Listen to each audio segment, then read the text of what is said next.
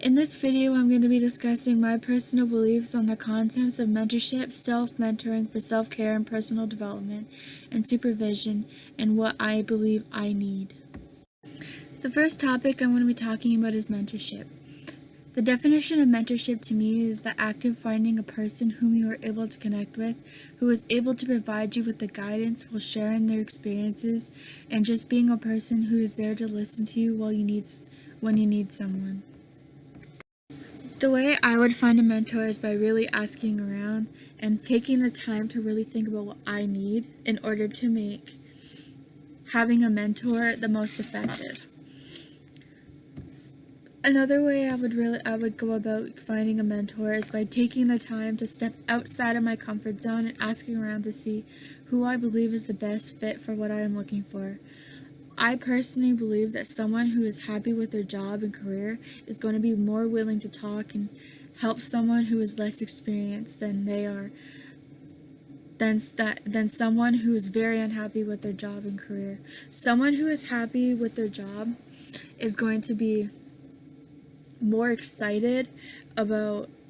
making experience better for those who are less experienced in order to provide the most effective work for that field and that given job. A few characteristics I believe a good mentor would have is at least 5 years experience in different aspects of the field, such as a school, a group home, and just overall experience about how to do things better and what they could have done better. Someone who is able to manage their own stress appropriately and is in good control of their personal self-care. I personally believe this one is very important because if they are unable to manage their own self-care, I don't believe they are going to be effective. They are going to be very effective in helping others overcome and try and rearrange their own personal self-care. Someone who is willing to share their own personal skills, experience, and knowledge. This one is really important for me because I personally believe that it is going to be almost mandatory for a good mentor to be willing to share their past experiences within the field and things they have went through, and provide with their personal skills, provide like an outlet to discuss what they could have done better and how they did it better, and the knowledge they have gained while working through the field.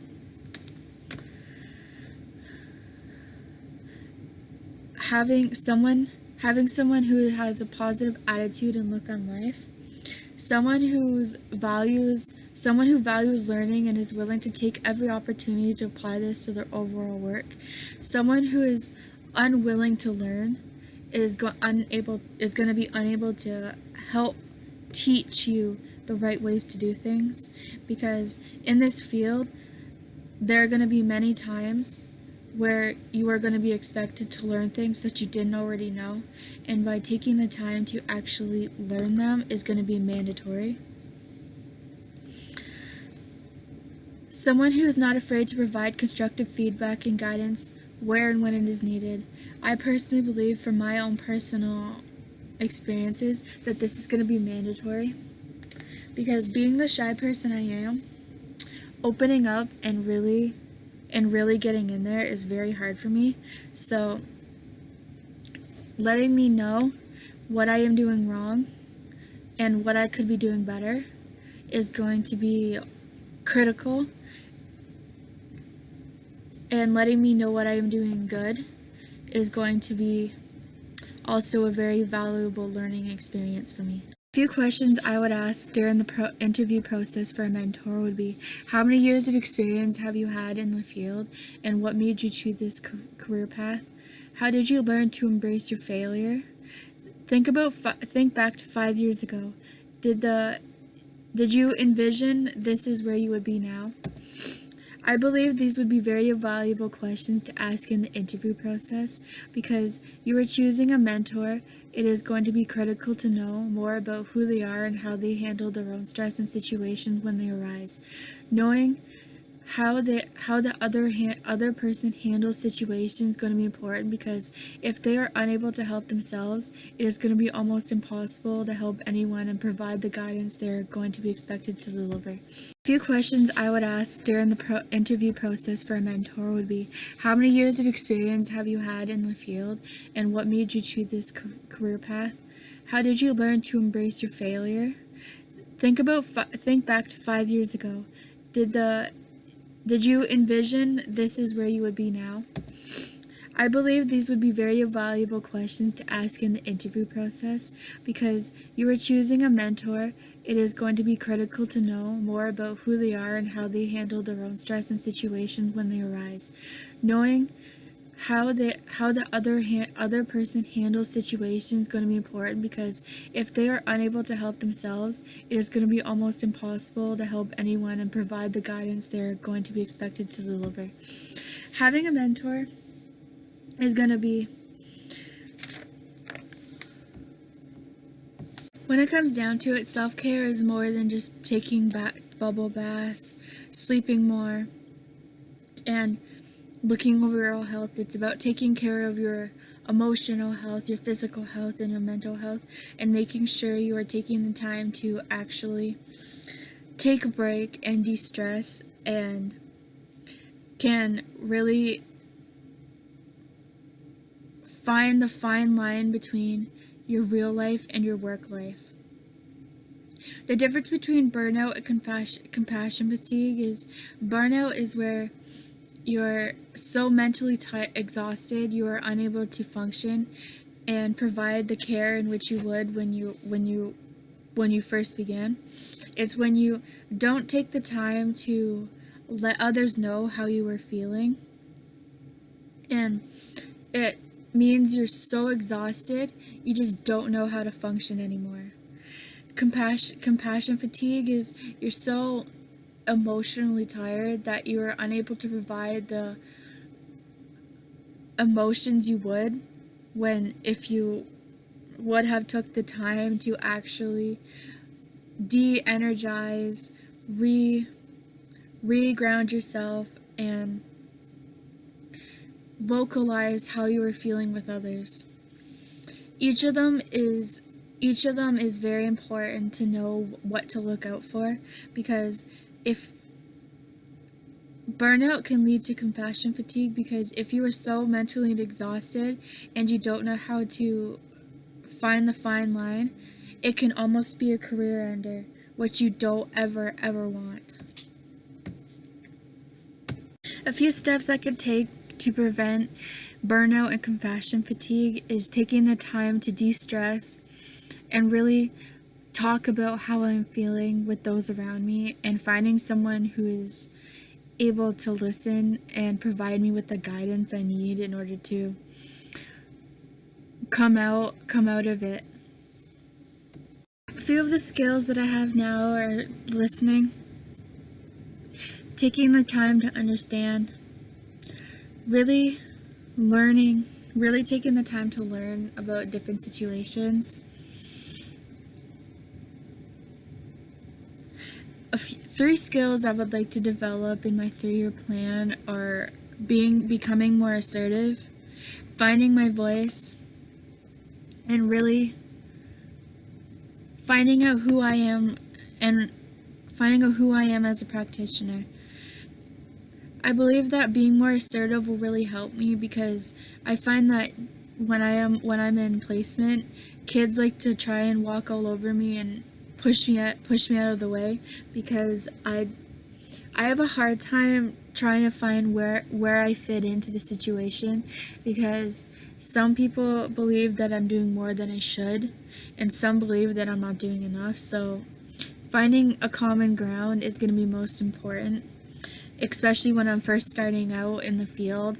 and there are more experienced people around me who know what they're doing and have been in this field longer. Finding my voice is going to be very important because Knowing who I am and what kind of voice I have in this work is going to be very important, because as a Native person, growing up from where I'm from, standing out and standing up for what you believe in is highly, highly important, because others like to believe they know what is best for us. But in high school, I was made to believe that what I had to say wasn't very important, because of the level of work I was doing, and because I was deemed as just one of those other kids because I was lower in the education levels. I was just deemed as one of the Native students, and I didn't really know how to find my voice or what kind of voice I could even have. And thirdly, I believe that finding who I am as a person is also going to be very important, because a few ways when I know I'm stuck is when I just don't know how to deal with the situation, or things seem to be turning for the worst, and that when things go the wrong way, they just don't seem to go your way. This has happened to me a few times, especially when I was in placement, because this semester a lot of the staff just try and treat you like you are a child and youth care worker, but you are trying to find a common ground about what you're allowed to do and what you are not allowed to do, and what others want you to do and what you personally don't feel comfortable doing.